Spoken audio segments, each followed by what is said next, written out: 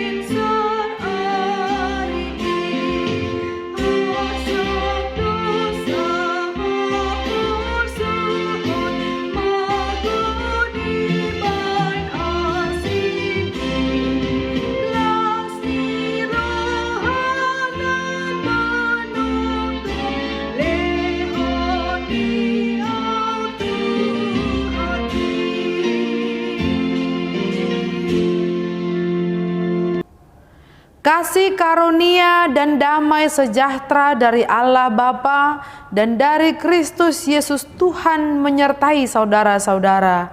Amin. Saudara-saudara, firman Tuhan renungan harian Kamis 3 Maret 2022 dari kitab Injil Markus pasal 11 ayat 9 mengatakan, orang-orang yang berjalan di depan dan mereka yang mengikuti dari belakang berseru, Hosana, diberkatilah dia yang datang dalam nama Tuhan.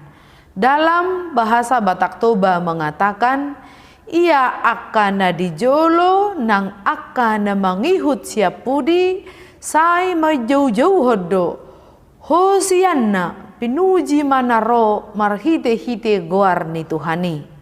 Demikian firman Tuhan. Saudara-saudara, kedatangan Presiden Republik Indonesia Joko Widodo saat berkunjung ke Sumatera Utara Rabu 2 Februari 2022 disambut dengan prosesi adat Batak, salah satunya ketika Presiden Jokowi hendak menyeberang ke Pelabuhan Aji Bata Kabupaten Toba dan ke Pelabuhan Ambarita Kabupaten Samosir.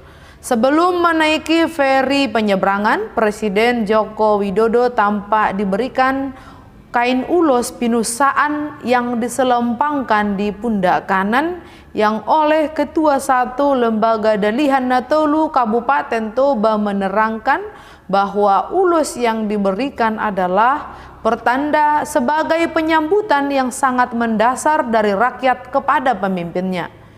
Di dalam pemberian ulos tersebut terdapat sebuah harapan kiranya Bapak Presiden Joko Widodo diberkati Tuhan dalam memimpin bangsa Indonesia dan juga disertai Tuhan dalam menjalankan roda pemerintahan Indonesia, serta Tuhan memberi kesehatan dan diberi hikmat. Selain pemberian ulos, prosesi adat penaburan beras yang ditaburkan ke atas juga diadakan sebagaimana di dalamnya tertuang harapan, sebagaimana beras itu beramai-ramai turun ke bumi setelah ditaburkan ke atas, demikianlah kiranya berkat beramai-ramai datang kepada Bapak tamu yang datang ke tanah Batak. Dikutip dari berita1.com. Kedatangan Yesus ke Yerusalem tentu menggemparkan kota itu. Nama Yesus karena pengajarannya dan khotbahnya yang penuh hikmat serta penyembuhan atas orang-orang sakit membuat terkenal dari daerah satu ke daerah lain. Di sisi lain, orang Yahudi sedang merindukan hadirnya pemimpin yang harismatis yang akan membawa mereka terbebas dari penderitaan yang sedang mereka alami. Ketika orang banyak melihat Yesus sedang menunggangi seekor keledai betina, orang banyak menghamparkan pakaiannya di jalanan. Ada pula yang menyebarkan ranting-ranting yang hijau yang mereka ambil dari jalan. Orang-orang yang berjalan di depan mereka yang mengikuti dari belakang berseru, "Hosana, diberkatilah dia yang datang dalam nama Tuhan." Menurut Kamus Alkitab, arti Hosana berarti selamat, menyelamatkan, juru selamat, serta kami berdoa, berilah kiranya kami keselamatan. Kata Hosana digunakan dalam Perjanjian Lama untuk kata seperti tolong atau selamatkan, dan sehingga dalam Perjanjian Lama penggunaan kata tersebut hanya terdapat pada kitab Mazmur pasal 118 ayat 25, dan seluruh Mazmur ini dinyanyikan pada hari raya Pondok Daun oleh orang Yahudi. Namun dalam Perjanjian Baru penggunaannya diterapkan dalam sejumlah ayat seperti Hosana, diberkatilah dia yang datang dalam nama Tuhan. Itu bisa kita lihat pada Markus pasal 11 ayat 9. Yang kedua, Hosana di tempat yang maha tinggi, Markus pasal 11 ayat 10. Dan Hosana bagi putra Daud, kita bisa menemukan di Injil Matius pasal 21 ayat 9. Saudara-saudara, dulu pada masa Yesus, orang-orang yang mengelu-elukan Tuhan Yesus lalu berseru Hosana, diberkatilah dia yang datang dalam nama Tuhan, adalah orang-orang yang meneriakkan salibkan dia, salibkan dia. Mereka kecewa, raja yang mereka nanti-nantikan itu, pengharapan mesianik mereka pupus dikarenakan kedatangan Yesus tidak untuk membalaskan tekanan, penderitaan, serta ketidakadilan yang sedang mereka alami. Sebaliknya, Yesus membawa damai dengan cara tidak membalas kejahatan dengan kejahatan, melainkan membalaskan kejahatan dengan kebaikan. Kurang mengenal seseorang dan mendeskripsikan seseorang tersebut berdasarkan pikiran kita akan berujung pada kekecewaan. Sebaliknya, mengenali seseorang serta mempelajari bagaimana dia akan berujung pada pemahaman makna kehadiran seseorang tersebut. Jika orang-orang yang menyambut Yesus pada masa itu dari mulut mereka keluar pujian dan dari mulut mereka juga keluar kutukan karena kurang memahami, kurang mempelajari siapa Yesus, lantas bagaimana dengan kita? Alkitab dengan terang-terangan menjelaskan siapa, bagaimana Yesus, dan tidak ada lagi informasi yang tidak jelas mengenai kedatangan Yesus.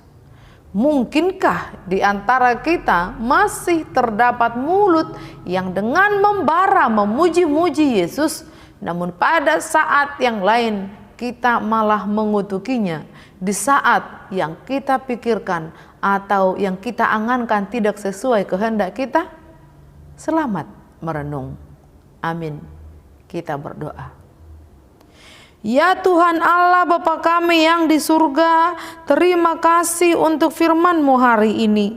Berilah kami hati yang menyambut kedatangan Yesus di hati kami, di dalam doa dan harapan, serta berilah kami mulut yang hanya mau memuji Yesus dengan hati yang murni.